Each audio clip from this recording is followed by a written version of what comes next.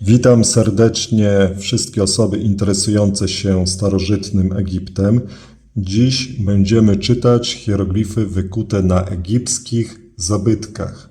Myślę, że to jest bardzo dobra formuła nauki języka staroegipskiego. Może też przyda się niektórym turystom, którzy zetkną się na starożytnych murach świątynnych z podobnymi tekstami. Przechodzimy do dzisiejszego tekstu.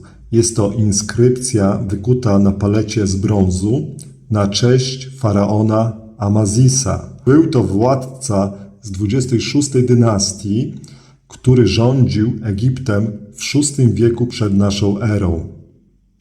Ponoć był bardzo zdolny i inteligentny, ale miał to nieszczęście, że przyszło mu sprawować władzę w bardzo trudnych czasach, kiedy to kosztem sąsiadów rozrastała się potęga państwa perskiego. Amazisowi, póki żył, udawało się zachować niepodległość Egiptu, ale po jego śmierci kraj ten popadł w niewolę. To taki krótki rys historyczny do naszej inskrypcji i w tym momencie zajmiemy się tylko hieroglifami, które widzicie na ekranie. Zapisaną nimi inskrypcję tłumaczymy jako Dobry Bóg, Pan dwóch krain, Pan praktyk religijnych, Król Górnego i Dolnego Egiptu, obejmujący serce Re, syn Re, Amazis, bóstwo Tot, Wielki Bóg, Pan świątyni Sokara w Memfis. Jest to typowy propagandowy tekst wychwalający władcę podniebiosa. Ostatecznie miało to budować więź między władzą a ludem, podkreślając harmonię i jedność w państwie. A teraz przeanalizujemy wszystkie hieroglify składające się na powyższą inskrypcję. Zaczniemy oczywiście od lewej górnej strony, czyli od kierunku, skąd należy czytać niniejszy tekst. Jest tam chorągiew zwrócona w lewo i to właśnie jej zwrot wskazuje, że w naszym przypadku kierunek czytania jest od lewej do prawej. Ten hieroglif to fonogram, który wymawiamy jako Necher i oznacza on Boga. Po samym obrazku ciężko nam byłoby odgadnąć to znaczenie. Chociaż niektóre atrybuty bóstwa chorągiew może symbolizować, to jest przywództwo, autorytet, świętość, ochronę. Ciekawa jest też sama fonetyczna wymowa tego hieroglifu, bo jak spolszczymy ją do Neter lub podciągniemy pod wymowę angielską jako nature, to od razu to słowo kojarzy się ze słowem natura. A jak wiadomo, siły natury były w starożytnych cywilizacjach po prostu ubóstwiane. Kolejnym hieroglifem jest fonogram Nefer, zwizualizowany jako lutnia, taki instrument muzyczny, chociaż niektórzy uważają, że jest to raczej serce łącznie z tchawicą. Tak czy owak oznacza on słowo piękny, dobry. Razem więc mamy złożenie Dobry Bóg. Następnym hieroglifem w lewej kolumnie jest koszyk, który tam występuje 2 razy. Wymawiamy go jako Neb i tłumaczymy to jako Pan Władca. Pod hieroglifem Neb mamy z kolei hieroglif w postaci 2 płaskich warstw ziemi, pod którymi powinny być jeszcze 3 kropki symbolizujące ziarenka piasku. Ale ich tu nie ma, prawdopodobnie się starły. Niestety upływ czasu wymazuje na paletach tego typu niektóre szczegóły. Tak czy owak, ten hieroglif wymawiamy w liczbie pojedynczej jako ta-te.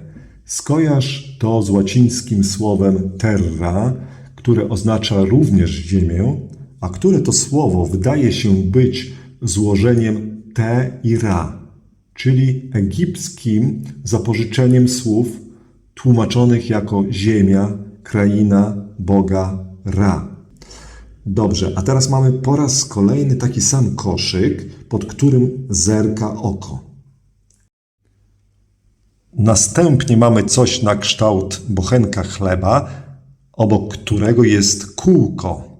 Wszystko to czytamy jako irecht i oznacza praktyki religijne. Nie wiem jak wam, ale dla mnie słowo oko kojarzy się z okultyzmem.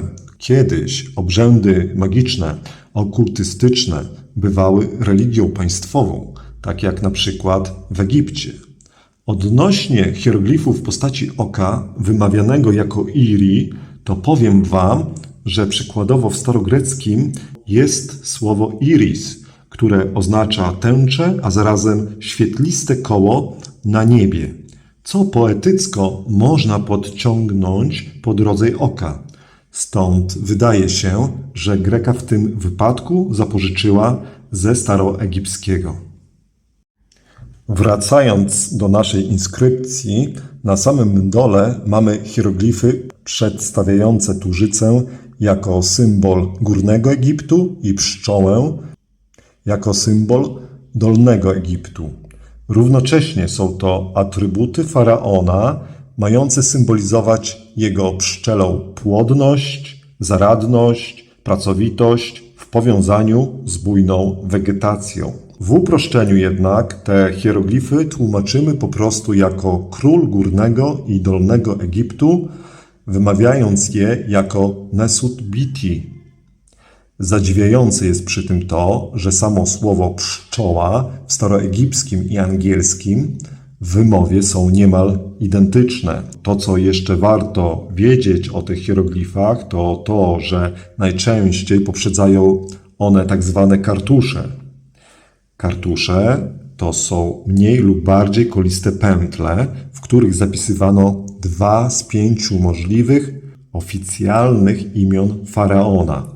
Jeżeli kartusz poprzedzał, tak jak w naszym wypadku, tytuł króla Górnego i Dolnego Egiptu, to imię w tym kartuszu było imieniem tronowym. I zaraz odczytamy, jakie było imię tronowe faraona Amazisa, ale tylko zwrócę jeszcze uwagę, że w środkowej kolumnie jest też drugi kartusz. Poprzedzony on jest tytułem syna Ra, zapisanym hieroglifem w postaci kaczki i tarczy słonecznej. Pierwszy z tych hieroglifów czytamy jako Sa. Skojarzmy to z angielskim sun, to jest syn. Drugi to jest dysk słoneczny, to oczywista symbolika bóstwa solarnego, jakim był Bóg Re. Po tym tytule w kartuszu zapisywano imię nadawane dziecku z rodziny królewskiej przy narodzinach. Było to często imię rodowe. Rozszyfrujmy teraz te 2 imiona faraona Amazisa. W pierwszym kartuszu mamy 3 hieroglify.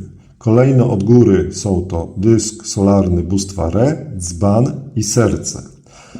Ze względów na cześć i honory oddawane bóstwu Re, jego hieroglif zapisywano na początku, choćby był on wymawiany na samym końcu. I tak imię tronowe Amazisa czytamy jako Chnemibre z Re na końcu. To wszystko tłumaczy się jako obejmujący serce bóstwa Re, dosłownie łączący się z sercem Re, a może nawet wlany w serce, bo zauważmy, że mamy tam hieroglif w postaci dzbana. Opisowo moglibyśmy imię więc faraona Amazisa przetłumaczyć jako dzban wlewający serce w bóstwo Re. Ciekawa dosyć interpretacja. Teraz już przechodzimy do drugiego kartusza. Tam mamy następujące hieroglify. Wizerunek księżyca, co możemy czytać jako Ach, ewentualnie Jach. Po nim mamy przedstawione 3 skóry lisie związane razem, co odczytujemy jako Moze. Stąd, idąc po całości, mamy Ach-Moze, co tłumaczymy jako księżyc się narodził. Jest to imię nadane naszemu faraonowi przy jego narodzinach. Natomiast jego grecki odpowiednik to Amazis. Przechodzimy wreszcie do ostatniej kolumny.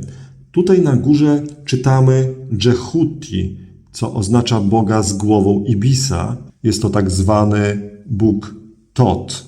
Jest to wizerunek, który symbolizuje Boga Tota, Boga mądrości, opiekuna pisma i patrona pisarzy. Po tym hieroglifie mamy 3 kolejne, prawie identyczne jak 3 pierwsze z początku naszej inskrypcji. Z tym, że zamiast lutni mamy tutaj hieroglif przedstawiający drewnianą kolumnę. Wymawia się to jako E i tłumaczy się jako przymiotnik wielki. Czyli idąc po całości, te 3 hieroglify tłumaczymy jako Wielki Bóg. W ten sposób dobrnęliśmy do końca i ostatnim słowem do odczytania jest słowo wymawiane jako Szcyt. Oznacza on świątynię Sokara w Memfis i jest on zobrazowany symboliką związaną z tym egipskim sanktuarium. Nad tą symboliką mamy jeszcze taki koszyk, który już wystąpił kilka razy w naszej inskrypcji i oznacza on słowo Pan. Stąd chodzi tu o faraona jako pana memfickiej świątyni Sokara. Sam Sokar to w mitologii egipskiej bóstwo dokonujące przyjęcia i oczyszczenia zmarłego władcy. Jest on patronem metalurgów, rzemieślników, tragarzy, nosicieli lektyk oraz wszelkich przewoźników. Myślę, że z grubsza omówiliśmy naszą inskrypcję i czas się pożegnać. Dziękuję za uwagę i do zobaczenia.